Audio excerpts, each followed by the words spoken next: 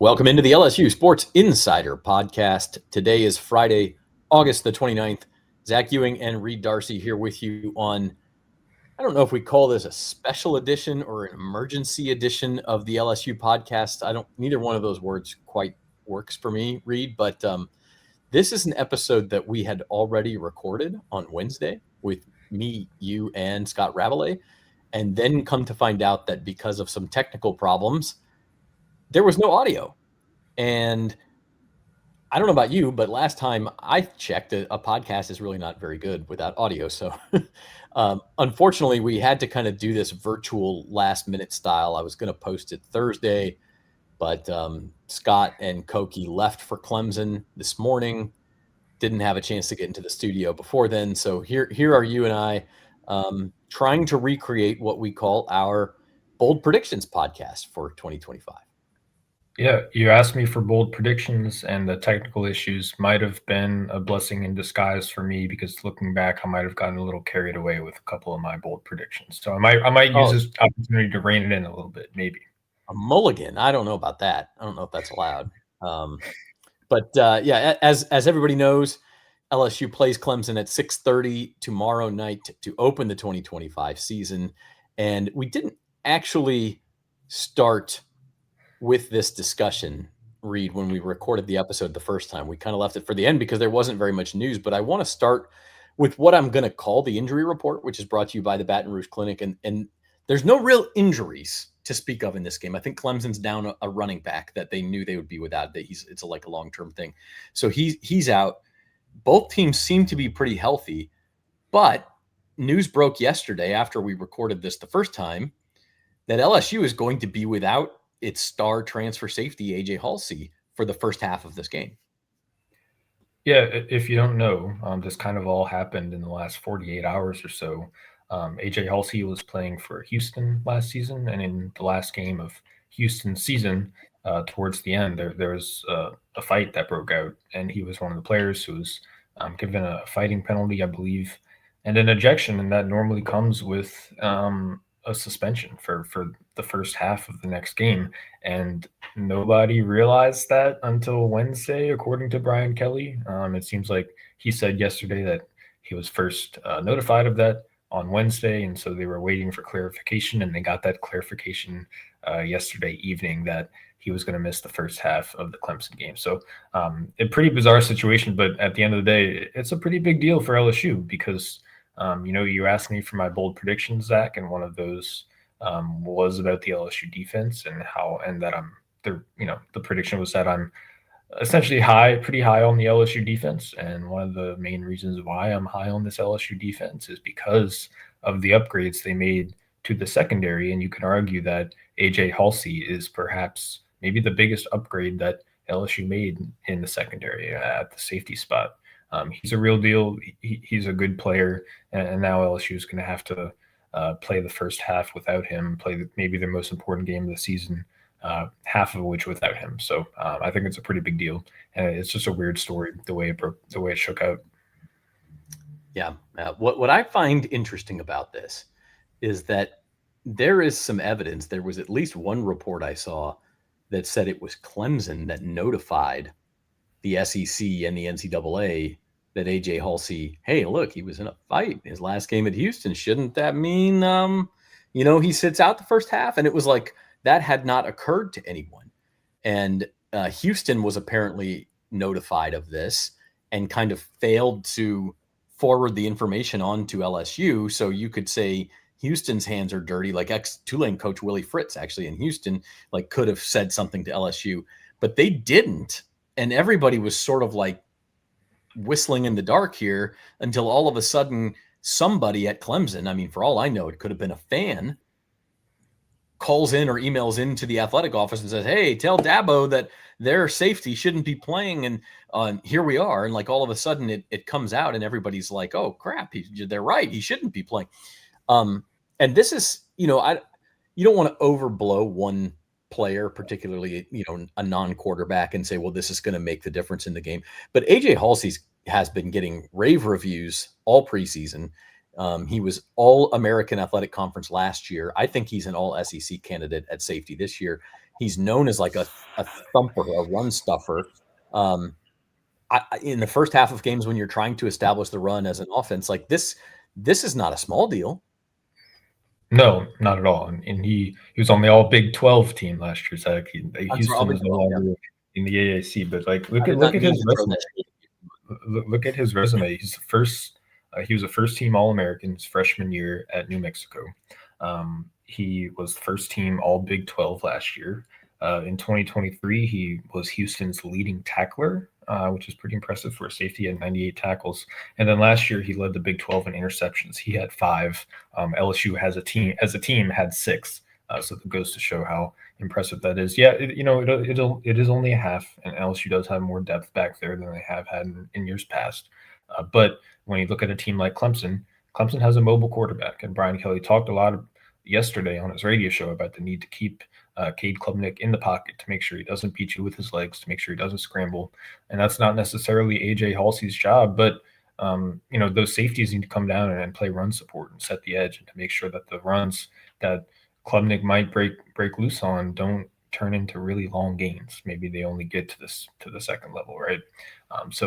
I do think it's a big deal. LSU is probably going to have to go with Deshaun Spears, I would imagine, at that spot in the first half, and then bring Halsey in for the second half. But other than that, then LSU is just going to have to adapt to this on the fly, because it sure seems like this was a wrench that got thrown in their plans pretty late in the process of preparing for Clemson.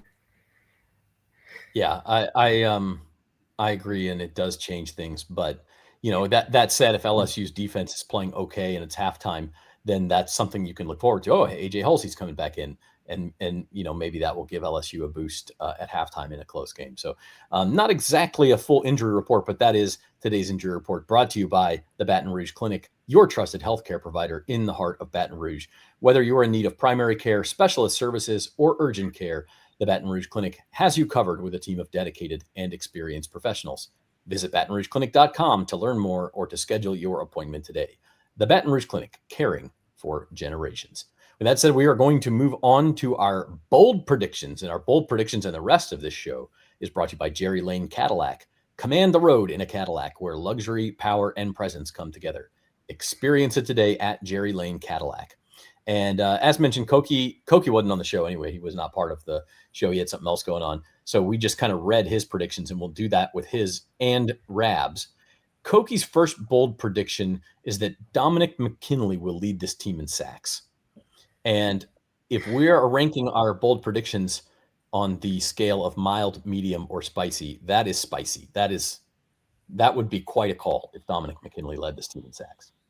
This one's pretty spicy, and I can't decide if that comes to fruition, if that happens. Is that a really, really good thing for LSU, or is that a really, really bad thing for LSU? Because defensive tackles usually don't have high sack numbers. So what exactly is the ceiling for Dominic McKinley? But I think his point, generally I can agree with, is that Dominic McKinley is going to have a good year.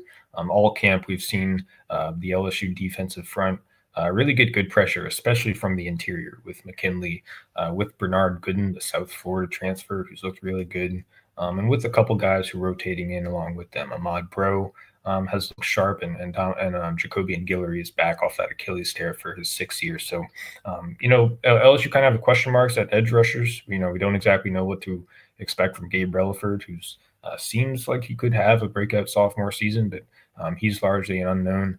Jack Pyburn at Florida, he got labeled as more of a run defender. He thinks he's more of a complete pass rusher, but we'll see exactly if he can be that complete pass rusher for LSU. But other than that, it looks like the strength of this LSU D-line is on the interior, and that starts with Dominic McKinley, really big guy, really athletic, really talented guy who can eat a lot of blocks. So I think the general point from Koki here is on point, is that McKinley is in line for a good sophomore season. Yeah, if the prediction is Dominic McKinley is going to have a good season, then I'm on board with you, Koki. But again, we're asking for bold predictions, and this is bold. And I think unless, like excluding Aaron Donald, typically defensive tackles are not the guys who lead a team in sacks, and not, as you said, not the guys you want leading the team in sacks. Koki's second bold prediction, and I have to read this one because it's very specific. We had a good laugh about this one on Wednesday, and I'm sure we will again. No LSU receiver has more than 850 receiving yards by the end of the regular season, but 8 players have at least 275 receiving yards. So we're not 250, not 300, at least 275. All right, let me make sure I'm getting this correct. let me make sure I've got this very detailed, very specific prediction correct. So 8 are going to have more than 275, but none more than 850. None will have more than 50. This is so specific. I almost think Koki is from the future. Like, how did he come up with these numbers? And if he's right, then I'll be convinced. This is very, very specific Koki, but I like it anyway. The point generally is that LSU has a really deep receiver room and that there are a lot of mouths to feed. So we know that in the sense that will they have 8 guys over 275? I guess if you include the tight ends, maybe. I don't really know. But the question that I had from this that I wanted to pose to you, Zach, is say if LSU does have a guy go over 850 and maybe even get to 1,000 yards, who is that guy? Who is most likely to hit that threshold? Because there's a lot of different guys you can make a case for, I think. Yeah, I'm going to go with Chris Hilton on that just because I think, look, LSU plays 12 regular season games. He could have 8 or 9, like 40 to 50 yard catches. And if that's the case, he's already halfway there. He could even have, is 1 per game too much to ask? Like, that's 600 yards. So I think he just has sort of a head start in that discussion. He's not going to lead this team in receptions, but I could see him getting enough big ones to where he threatens 1,000 yards. No, I think what we'll see is that we'll see, one receiver is the leader in receptions, maybe like Aaron Anderson is that guy. Another guy is the touchdown leader, maybe Trey'Dez Green, the big red zone threat.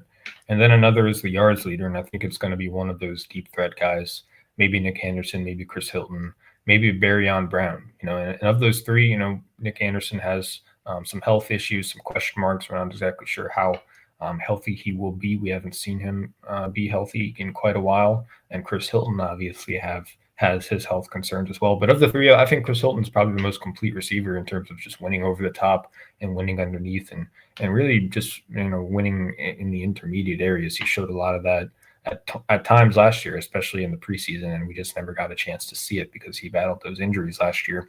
So I definitely agree with that. But we should point out that Barryon Brown, he had quite a bit of production at Kentucky when he played with a real good quarterback in Will Levis. So maybe now that he's back with Nussmeier in a pass-happy offense, maybe he's that guy. So a lot of different mouths to feed, and Koki's on point for there for sure. Yeah, and one factor with Hilton, especially because of his history, but these guys have to stay healthy. And I think if you do have some injuries around, that could actually lead to Koki's prediction, is where you just have a bunch of dudes with 600 yards receiving and obviously a star quarterback who spreads it around. It is interesting. I actually like what you said. It's kind of a bold prediction that LSU's receiving yards leader, receptions leader, and receiving touchdowns leader are all 3 different guys. That would be interesting. I could totally see that. Yeah, like that one. By the way, if you have a bold prediction, leave it in the comments for us. We're coming to you live. That is one advantage of having to re-record this. So if you have a bold prediction for LSU, it's got to be bold, but we will show it here on the air, and Reed and I will react to it. So let us know that. And while you're at it, subscribe to the LSU Tigers at NOLA.com YouTube channel and hit the thumbs up button for us and tell your friends. We appreciate all of that. Okay, Scott Ravlet's bold prediction. I think he really only had 1 here. No, he had 2. He had 2, and they're on 2 coasts. That's why we said that. The first one is that LSU is going to play in the Rose Bowl for the first time ever. They have played in the Rose Bowl Stadium. They played UCLA there a few years ago. They also played there. Did they play? No, I guess they never did. It was just in that the Rose Bowl Stadium was the first time they played UCLA there, but they have never played in the Rose Bowl game. So his prediction is that LSU will make the playoff and they will go out, I believe he said, to play Michigan. Spoiler alert on that, but I have a bold prediction with Michigan in the Rose Bowl on January 1st. Rose Parade, waiting all afternoon, sun setting over the San Andreas Mountains, all of that good stuff. So that would be a fun one. But I think Rab's just projecting. If you listen to this podcast, you know that it's Rab's personal mission to get Michigan and LSU to to play football one of these days. I really hope he gets to see it at some point, because he just will not stop talking about it. And so I guess it's not surprising he used the opportunity to somehow turn our bold prediction segment into the, his thing that LSU and Michigan have never played football against each other. Yeah, we know Rab likes to travel, so I guess these predictions are predictable. But we have the Rose Bowl for one, and then the other one is that LSU will be back in New York for another Heisman Trophy ceremony, and that Garrett Nussmeier will become LSU's third Heisman Trophy winning quarterback in, 7 years? So that would be tremendous for Garrett Nussmeier and for the LSU program. Rab added that he thinks Auburn would then come in and try to claim the Heisman for Jackson Arnold. So that's just a little Rab Auburn joke, another one of his themes. But Nussmeier Heisman, that's pretty bold. Yeah, I mean it is, but at the same time, he's kind of up there in terms of odds. I don't know exactly what it is right now, but it's certainly possible. We expect him to take a jump. We expect him to take some kind of leap in year 2 as a starter, and then that just comes with getting more efficient as a passer, cutting back on some of the mistakes, cutting back on some of the turnovers, and using his legs a little bit more often. Not like Jaden Daniels, but just picking up a few yards here and there. So it's definitely in play for Nuss.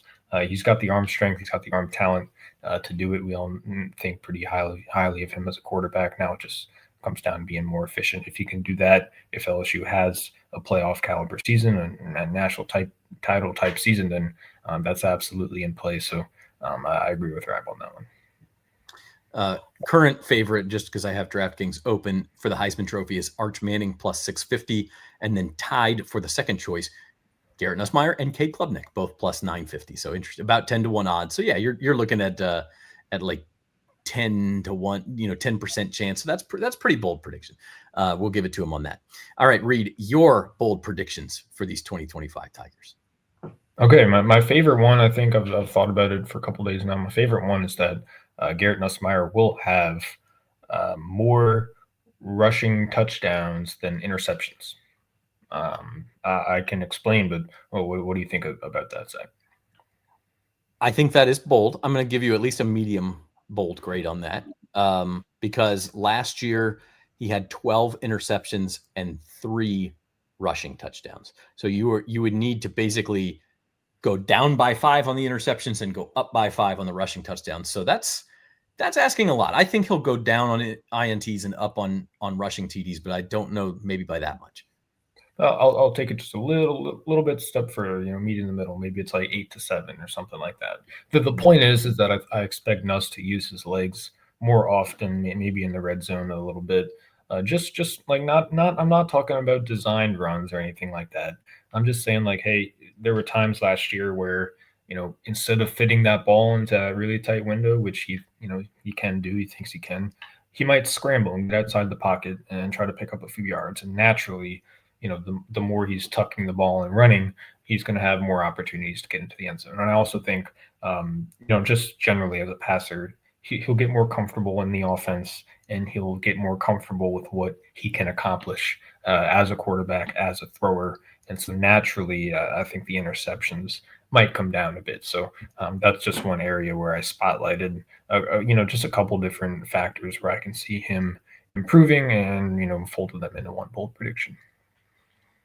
Yeah, I like that one. And then your other one, you kind of hinted at this at the top, that you maybe wanted to like dial this one back, but I don't think we're going to let you do that. You said LSU would have a top 10 defense. I did, and I was looking at it, and my first instinct was to say top 30 or top 40, and I looked at that. They did that pretty recently. It's not the boldest thing. So I said, why not top 10? They haven't done that since 2016. That was the last time they had a top 10 defense. And I think you can make a case that this is the most talented defense on paper that LSU's had since at least 2018 or 2019, if you want to go back that far. So the pieces are there. The pieces are in place. I just like all the talent that LSU has. Like I mentioned earlier, especially in the secondary. AJ Halsey, we talked about. Mansour Delane, I'm super high on. I also, like Ashton Stamps as a junior, Jakeem Jackson, PJ Woodland, and DJ Pickett behind them at that other corner spot. Weeks is back. Harold Perkins is back. And the D-line, like we mentioned, there's guys on the interior, there's guys on the edges, and they're deep. They're going to be rotating guys in and out. So I like Blake Baker, second year with the system. I just see like the pieces are there to take a pretty large step forward. And, why not have some fun with it? Why not say they're going to be top 10, Yeah, it's bold. I'll give you that. I feel a little bit like I did with Koki's that I think you're on the right track. I think they'll be much improved. For them to be a top 10 defense, that would take some doing. But I'll say this, Reed, like we'll know, I think, by the end of tomorrow night if this is possible. Because I say that. If Clemson lights you up, Clemson might light everybody up. So maybe it's still possible. But if LSU plays well against that Clemson offense, then I think this is at least in the range of outcomes. The Clemson offense, the Clemson offense, good, man. One of the best returning quarterbacks in the country. Probably going to be high draft pick. He's got all his receivers back. He's got pretty much his entire offensive line back. The offense is going to be really good. And if LSU can slow it down, then that's a really good sign for them in the season. Absolutely. You did get one bold prediction here in the comments. Travis says Harold Perkins leads the team in TFLs, sacks, and forced fumbles. I'd say that's pretty spicy. I mean, that you're talking about Harold going back to freshman year chaos and also getting a whole bunch of tackles. Yeah, and it's in the realm of possibility. We all know Harold is capable of something like that. If he's in the right position, right? If LSU puts him in the right spot and he can use his speed and instincts to his advantage, I think if that happens, you're probably looking at a guy who's going to New York for the Heisman ceremony, not Garrett Nussmeier. Wow. Maybe both. Let's double dip. Why not? Yeah. Honestly, if that happened, they would probably split votes and neither one wins it because that tends to happen in Heisman cases. But it would be cool to see either way. All right, my bold predictions. I am going to say that LSU plays Michigan in the postseason. I'm not going to say whether it's in the college football playoff or just, maybe one of the Florida bowl games. But I think that they play Michigan and they meet up with one Bryce Underwood in the postseason just for the storylines, because I think it would be fantastic. That would be super interesting. Sorry, my throat is acting up on me today. That would be super interesting, whether it's in the playoff or whether it's in the ReliaQuest Bowl, So, I think just for the storylines alone, we could be rooting for that. Obviously, it adds to the juice if that game is a playoff game and if that playoff game somehow happens to be in Tiger Stadium. Like, you can envision that. This Clemson game is huge, but that game would just be on another level. So that would be super exciting. Yeah, Bryce Underwood versus LSU in his first season, and even better if it's in the playoff and it's either at Tiger Stadium or at the Big House. It's on one of these campuses. Like, bring it on. That would be a lot of fun. My other bold prediction, probably not as bold. I'm going to go Caden Durham, 1,000 yards rushing.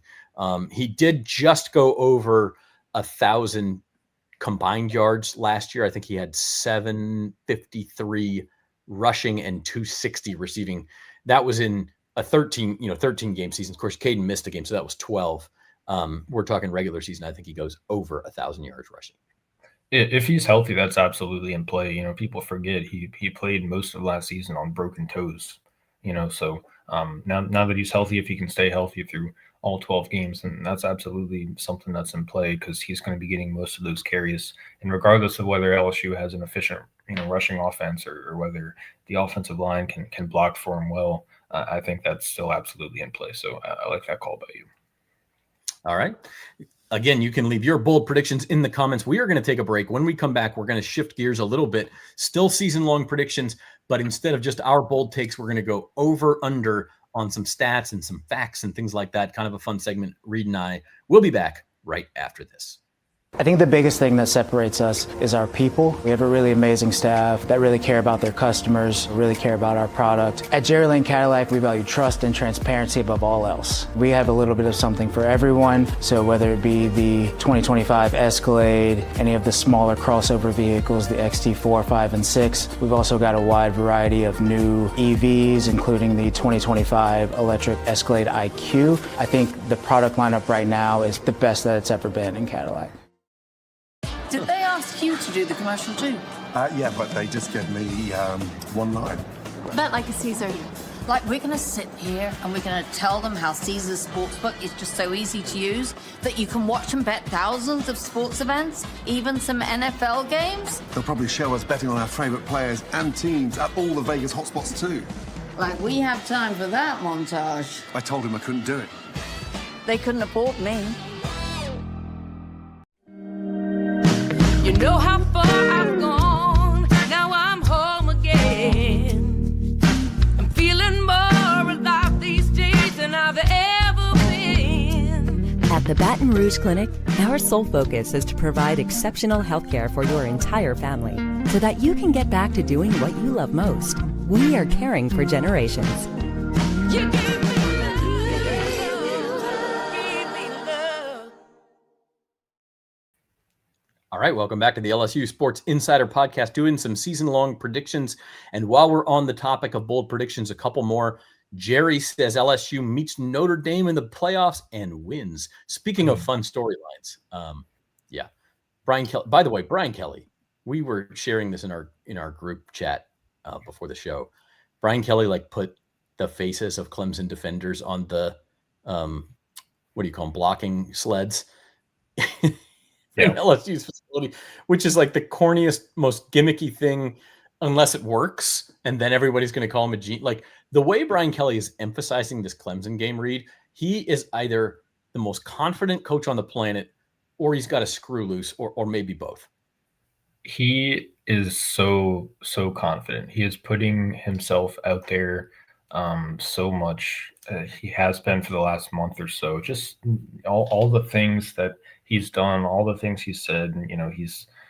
It's just, I think he's trying to speak it into existence. He's trying to, just emphasize this game so it feels different, and so that the LSU players naturally approach it differently, and that they can have the sense of urgency that they need to win. But man, this can come back to bite them if they lose. It's just if they lose, then it's just I don't know. It's just it could come back to bite them. All the trash talking, all the Clemson stuff, and it's just he's acting like somebody who's very, very, very confident. And if they win, then it's going to be great. But if they lose, then it's going to be the reciprocal of whatever that positive reaction would be. Right. He is. I don't. It's one of these things where maybe he's trying to take all the attention and all the pressure from his players. And to a certain extent, it's probably working, because here we are talking about him. But I do wonder, last year after the USC loss, he almost threw the players under the bus and said, well, we've just got to execute better, and my players need to be ready for this more. And I wonder if he's taking the opposite tack this year and, trying to put everything on himself. But you're right. It will either make him look like a genius, or he will look more foolish than he ever has before. And so then I don't know. We'll see what happens, but he has certainly ratcheted things up. Another prediction from Travis: LSU rushes for over 2,000 yards between Durham, Caleb Jackson, and Harlem Berry, and passes for over 4,000 yards. So that's a good transition into our next little game we're going to play here, Reed, and that is over or under. And we're starting with Nuss, but we're going to go passing touchdowns. So last year, Nuss threw for 28 touchdowns. And by the way, this is all 29. He threw for 29 touchdowns in 13 games. So that included the bowl game. These over-unders are all regular season only, because obviously if you believe LSU is going to make the playoff and they're going to play 14, 15, 16 games, some of these statistics get out of whack. Of course he's going to throw for 35 touchdowns if he plays 16 games. So we're just going regular season in 12 games. Are you going over or under 34.5 touchdown passes? I'm going over for two reasons. One, that I expect him to take that natural step forward as a passer. Some of those interceptions will turn into scoring drives, which naturally have a greater chance of ending in a passing touchdown. I expect him to be more efficient. Expect the offense to be more efficient as a whole. So I'll go over. And on top of that, he has red zone threats like he did last year. He's got Trey'Dez Green. He's got Nick Anderson. He's got Bauer Sharp, a tight end who can win over the middle and come down with difficult catches. So I'm going over. I think there's a couple paths there for him to get it. As long as he stays healthy, I think he'll be in that mix. All right. I am going to go slight under. I think he gets more than the 29 he had. And I think, what do you have, 27 in the regular season? I think he goes over that and gets over 30. Don't know that he quite gets to 35, in part because I think the LSU defense is going to be better. The LSU running game almost can't help but be a little better. And because of those things, if LSU is playing from a lead a little bit more, I mean, if you think about it last year, how many games did LSU have where they just did, they were playing the fourth quarter stress-free, didn't have to worry about it?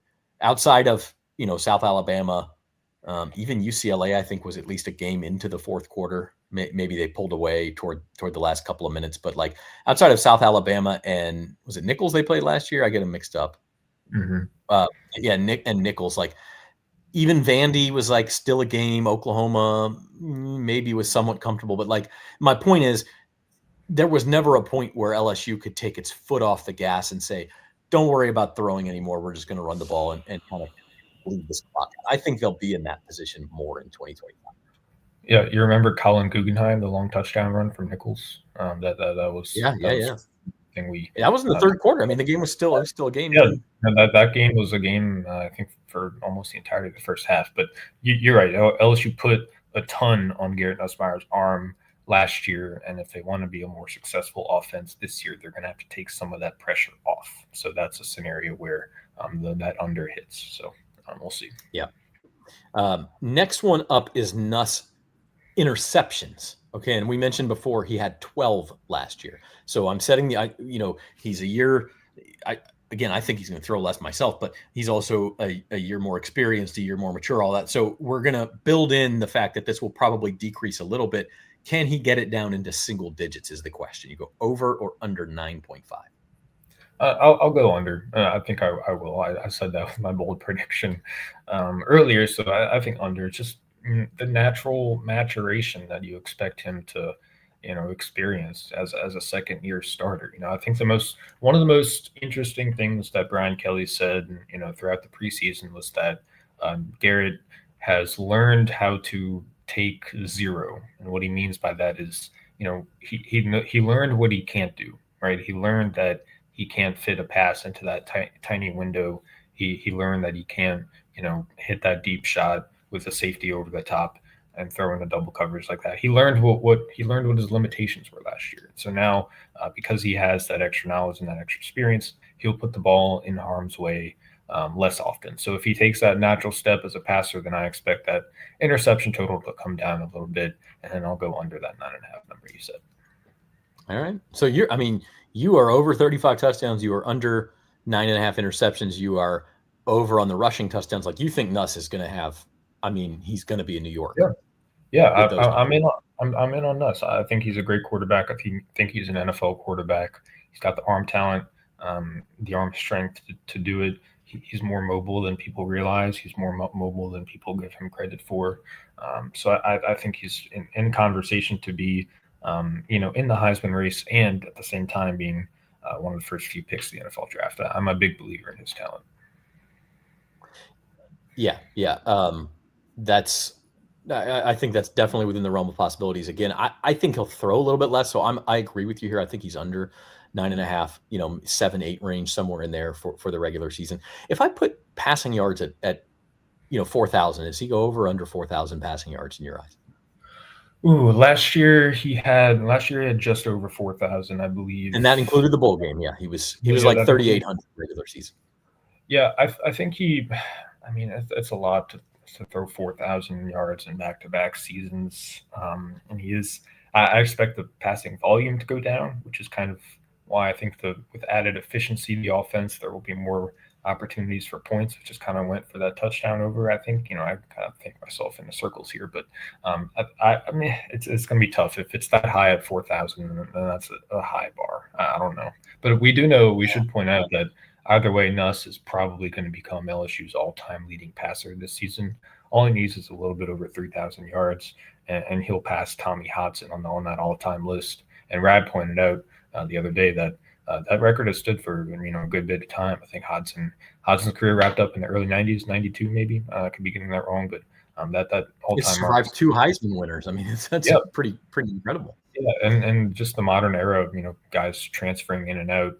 Nelson stayed for one place for all 5 years, and he really waited his turn to be a starter. And so add it all up, and he could, theoretically easily be LSU's all-time leading passer, which is pretty cool. Yeah, I think if he stays healthy, 3,000's a shoe. And 4,000, I would go under unless you start adding in post SEC championship game, bowl game. If that starts to happen, playoff games, then he'll probably get to 4K, assuming he is healthy. Okay, flipping it over to the defensive side of the ball, same number, 9.5. Does the LSU defense get double-digit interceptions? Now, this may not seem like a ton. They only had 6 interceptions last year. 6. That's it. That's hard to do. That's like that's I can't. I look back at that. I'm like, man, it was that low. I didn't realize it was that low. And I look back in 2023 when they were this awful defense, historically bad. They had 10 interceptions. So I don't know what to think. I think there's going to be some natural statistical positive regression from this. Like it's going to go over 6, I think. But are they going to have 10? Are they going to have 12? My first instinct is to say no, to be like, oh, that's crazy. They can't double their interception total. But I think my definitive answer is that I'll go over because just that natural progression, the natural statistical regression that we're expecting on top of the added playmakers they have in the secondary, like AJ Halsey and like Mansour Delane and like DJ Pickett, who you have a photo of right there. So I'll go over on that. I'll be a little aggressive there. All right. Yeah, I mean, I think I agree. I think they'll get to 10. That's going to be close. I mean, you're talking about 1 interception a game is a lot for a defense. I mean, you're playing a lot of good quarterbacks who aren't going to put the ball into harm's way. But I'll say LSU gets into the 10 to 12 neighborhood in the regular season. Jerry says 9 interceptions, but near 40 sacks. Last year was 34 sacks. So 40 would be a good step up there. Possible. It's possible, but I don't know. I mean, yeah. 34 already is a lot of sacks. Yeah. Okay. Switching back to the offense, I think I probably set this number wrong. I set all these numbers, and I think if I had to redo it, I would do it at a different number. But different players with a rushing touchdown for LSU, over or under 3.5. The reason I set the number there is because last year they only had 3. It was Caden Durham, Garrett Nussmeier, and then it was Josh Williams, who had 6 rushing touchdowns last year. So those were the only 3 players who got rushing touchdowns for LSU. So will they have more than that this year? Yes, I think so. I think they'll have probably exactly 4, maybe even 5. Garrett Nussmeier, Caden Durham, Caleb Jackson is bound to punch one in one of these times. And then you've got Harlan Berry, who's probably a threat to, have a longer one, maybe in one of those games against La Tech or Southeastern or Western Kentucky, so it's almost kind of, it's hard to believe they didn't get there last year. So I think they will hit that mark this year. You even have to think about like a guy like Xavier Thomas. We've seen him lining up in the backfield quite a bit, taking handoffs. That's a little wrinkle that the LSU offense might have. And then there's Juwan Johnson as well. We've seen him take wildcat snaps in camp. We don't know exactly how involved that will be as part of the offense because they haven't worked so well in camp, but it's another wrinkle you have to consider. So I'll go over on 3.5. I think it's 4 or 5. Yeah, I think, like I said, I'm going over. I think the number should be 4.5. That's a much tougher question to me, over or under 4.5. But you mentioned the guys. The other one would be Barian Brown. Is he going to get in like some jet sweep action or some end around action? I mean, you get a guy like that on the move, and he could get a rushing touchdown at some point. But yeah, I think last year was just an anomaly. First of all, LSU only had 15 rushing touchdowns. I think that number goes up. But the other thing is just that they were only 2 running backs got in. Josh Williams and Caden Durham each had 6. And so then you add Nuss with 3. Your quarterback is bound to get some. I just think they're going to have more than 3.5. So that one's pretty easy. Back to the defense. Whit Weeks. Mr. Whit Weeks had 124 tackles last year. Now that includes the bowl game, but he left the bowl game early, of course, with the injury. So over or under 119.5. Can he get back to 120, 10 tackles a game? 120 is a lot. I'm going to go under on this one. And it's not because I don't think Whit Weeks is going to have a good season. I just think he set up himself a pretty high standard last year. And now this year, when you look at how they kind of managed his injury situation in camp, he is 100%, but he has missed quite a bit of camp because they got him on a load management kind of plan. They would make sure they don't want to put too much stress and put too much pressure on that leg before the games actually start. So I think there's a scenario where he doesn't exactly get off to a fast start. There's going to be a couple weeks there where he might have to be working to get all of his speed back and all of his athleticism back, because what he had was a pretty nasty injury, and it's just speaks volume that he was even at camp a full participant right from the start to begin with. So I just suspect he's 100% healthy, but will he be 100% of himself, what he was before the injury, all throughout the season? I don't know. I find that tough to say, and then 120 is already a high number.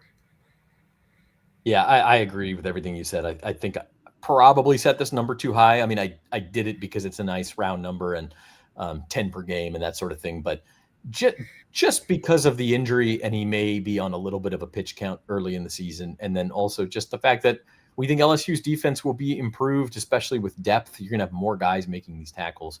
Like Jerry says, under, but more TFLs and sacks. That's definitely a possibility. Like, sure. 120 is a lot. And I think part of it is because he was asked to do a whole lot last year. And that will be a little bit better. When we recorded this on Wednesday, Rab had a good one, I thought, related to this. And that is over under Weeks brothers on the field at the same time, 2.5. So essentially, is there going to be a point this year where all three Weeks brothers, Witt, West, and Zach, all get on the field at the same time? It has to be. We have to bang this drum until LSU does it. Do it against La Tech. Do it against La Tech. Do it against Southeastern. When you're winning by 3 touchdowns, put you're already starting Witt and West, so just throw Zach in there for a snap and just do it. Get the photo, get him out of there, put it on social media, and call it a day. It's a cool thing. Make sure that happens for them. Yeah, or like if you don't feel like Zach Weeks is quite ready yet, the WKU game late in the season, wait till you get a comfortable lead. Tell Witt you're going to go out and play one more play of this drive so that we can get you out there with West and Zach, and it's just a fun moment. It's got to happen, guys. Come on. Yeah, come on. It should. All right, 2 more, and these we're going to zoom out and do more team-wide ones here. This is an interesting one. LSU home losses, over or under 0.5. So question is, does LSU lose a home game? Now, just for historical reference, they have not lost a home game to anyone other than Alabama since early 2022. They lost to Tennessee. They lost one home game last year to Alabama. They did not lose a home game in 2023. And they only lost the one to Tennessee in 2022. So does LSU go undefeated at home, over or under 0.5 home losses? I'm going under because I think the schedule breaks out, relatively favorably for them. All the losses that I see on the schedule are on the road as of right now. So I'll go under. Florida's tough. Texas A&M is tough, but just given LSU's home field advantage and the way the roster looks, I think that they'll go under on that. I think they have a clean slate at home this year. Is that going to mean they make the playoff? Maybe not. But it just comes down to the Clemson game and the Alabama game. To me, are the swing games of whether LSU gets in the playoff or not any of the home games. I'm going to disagree with you here and say over. I think they lose a home game. And I don't have a specific reason or a specific one. I mean, this is tough because, like you said, you look at the schedule, 7 home games, and 3 of them are pretty much gimmies. And you could, Arkansas, okay, on the right day, if LSU just plays a terrible game and Arkansas plays its best game of the year, Arkansas come into Tiger Stadium, it's possible. But we're really looking at 3 games where this is a legitimate, possibility. And that is Florida, South Carolina, and Texas A&M. So could LSU lose one of those games? I just think of it from more of a mathematical, I'm a gambler, Reed. So if you were to parlay LSU in all 3 of those games, I think the odds would say there's a less than 50-50 chance they win all 3. Individually, I'll look at them and say, well, LSU should win all 3. But Florida is going to be a tough. South Carolina probably should have beat LSU in Columbia last year.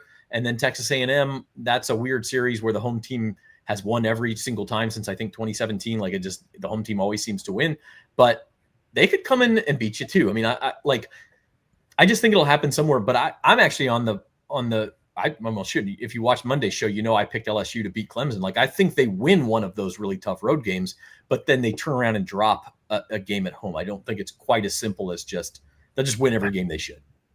So yeah, that would be pretty frustrating for LSU fans if they beat Clemson or if they beat Alabama and then drop one of the home games. I'd imagine that would make fans pretty frustrated because you're supposed to take care of business at home if you're a team like LSU that's built like this, But that's college football, right? I mean, Ole Miss loses a home game to Kentucky last year. Where did that come from? Alabama, I know it's a road game, but Alabama loses to Vandy. Tennessee loses to Arkansas. Like, these things happen where it just shouldn't. And look, Tiger Stadium Saturday night, tremendous home field advantage, probably the best in the country. But that does not mean that you are just totally unbeatable at home. And these are good teams coming in. So I'm going to go over, even though I don't feel great about it. Either way, win or LSU wins or LSU loses tomorrow, that Florida game is going to be massive. Either way. So a lot look, if they could beat Clemson and then turn around and beat Florida, and you're 3-0 at that point, and then facing Southeastern, so you're going to be 4-0. I mean, you're looking at probably a top 5 team in the country. If they were to lose to Clemson, then the Florida game becomes even more important because you certainly cannot afford to start 1-2. So I agree with you there. That's a big one. Okay, last over under we've got, and that is, and okay, caveat on this one. This one does include the playoff. Okay, it does include the playoff. Over or under number of CFP teams that LSU defeats this year, 1.5. So you look at their schedule and say, who are the likely CFP teams? Maybe Clemson, maybe Alabama, maybe a Florida or South Carolina or Texas A&M or Oklahoma. Like, there's some possibilities in there, Ole Miss. But probably maybe only 2 on your schedule. Can you beat one of them and then get into the playoff and beat another one? That's the question. This is your toughest one, Zach, because I think there's a scenario where LSU ends the regular season with 0 wins over playoff teams, but then gets into the playoff and maybe picks up a couple wins there. So you have to really consider that. In the regular season, I see 2 pretty clear playoff teams on the schedule. One is Clemson, one is Alabama, right? I don't think LSU wins both of those games. Maybe they get one, but I have a tough time getting to the over here, so I will go under. I will say they lose those games to Clemson, like I said earlier, and they probably drop the one to Alabama on the road as well. And so that makes them that gives them a tougher path to the playoff to get over that hump. So I will go under, but it's very, very difficult, and it's very, very interesting because a lot of it depends on how the playoff picture shakes out.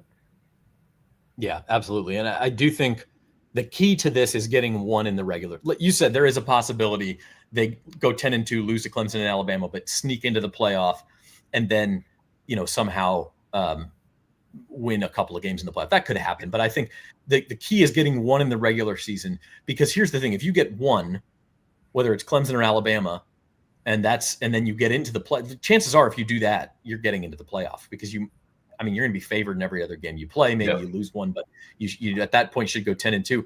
And at that point, you might get into the SEC championship game. So there's an extra chance to beat a playoff team.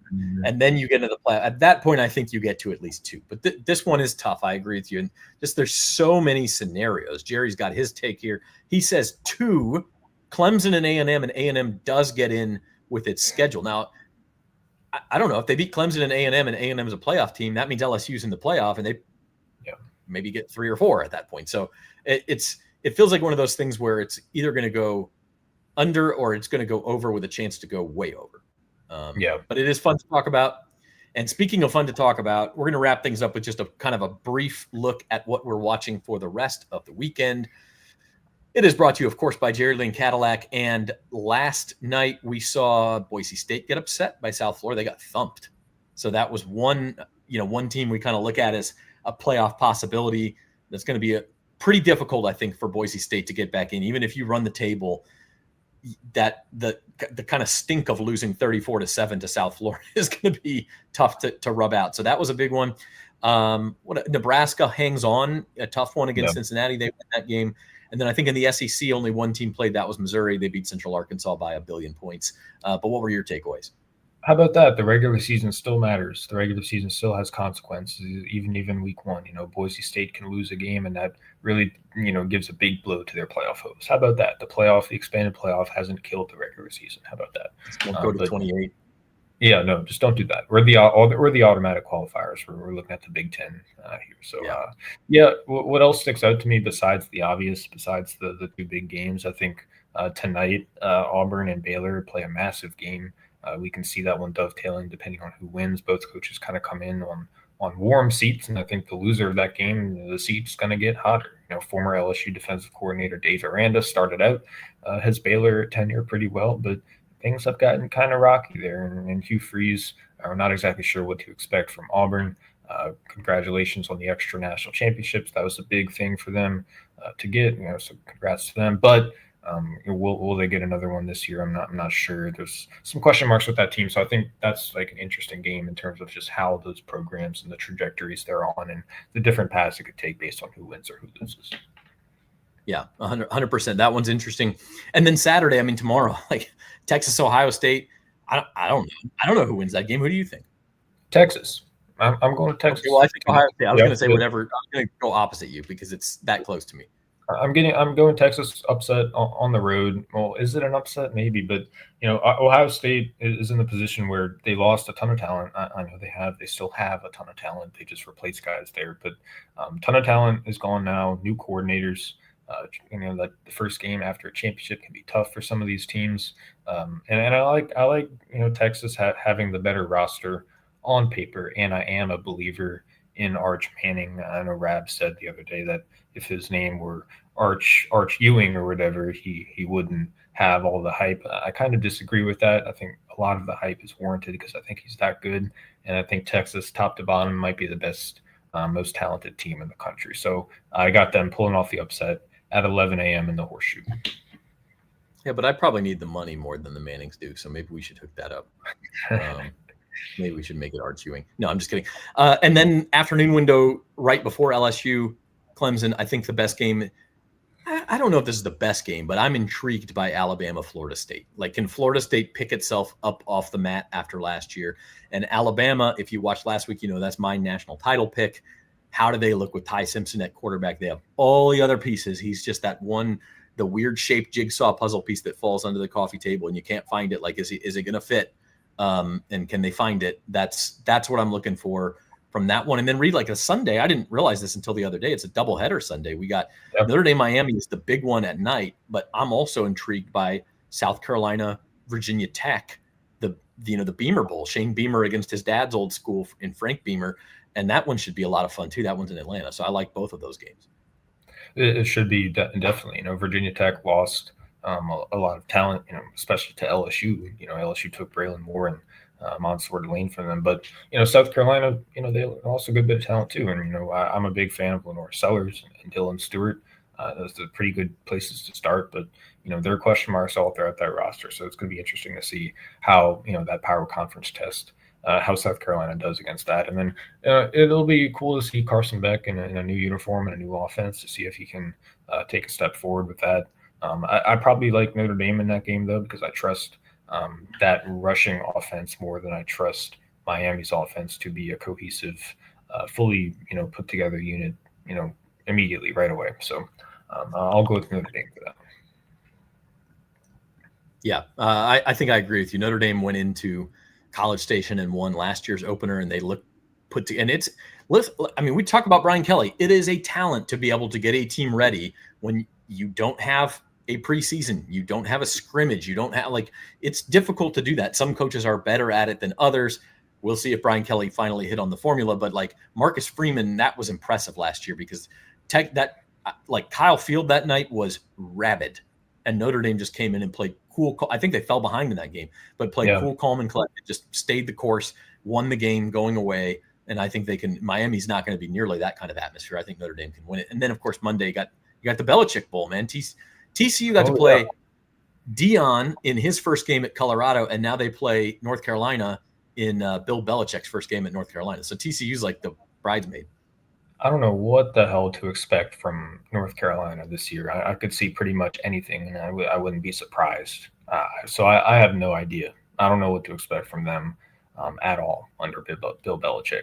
I was going to say, maybe the formula to winning these big games is, printing out pictures of your opposing team's players and taping them to tackling dummies. Maybe that's the formula. Maybe obviously BK that's figured out. Maybe Brian Kelly got that idea from Marcus Freeman. He called his old school up and said, "How did you do that?" And that's the key. I don't know. Anything else around the SEC? I think most other teams, we mentioned Auburn and Baylor, Texas and Ohio State. Tennessee plays Syracuse. That's, not a gimme. That one's in Atlanta also. So Tennessee has fared pretty well in those openers. Georgia has Marshall. Good luck, Marshall. And Marshall had like 40 kids transfer too, I think. Not much else going on outside of those games that we mentioned. So interesting week. We will be back Saturday. I think it'll be you and I with a post game show tomorrow night, unless we can get Koki or Rab to join us from Death Valley Junior, as Brian Kelly likes to call it, and they may be able to do that for a few minutes after the game. But Reed and I will be back tomorrow night with a post game show. LSU Clemson. Any final thoughts, Mr. Darcy?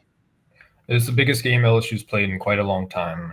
It's probably better to get Rab's perspective on this, but it's as big of a game as I can remember. So it'll be fascinating to see how it plays out and where LSU goes from there, whether win or loss. So I'll be very interested to see how this team looks. It's going to be exciting. Absolutely. We're going to end the show on Randy's bold prediction. I kind of like this one. LSU makes the Final Four in football, women's basketball, and Omaha for the baseball team. And when I first read that, I thought you said men's and women's basketball, and I was going, now that's bold. But this is still pretty good. We'll see. That would be a great athletic year for LSU. The first big game in that quest is tomorrow night. The LSU Insider postgame show will join you probably about 20 minutes after that one ends. For Reed Darcy, I'm Zach Ewing, and we will see you then. Thanks for hanging out, everybody.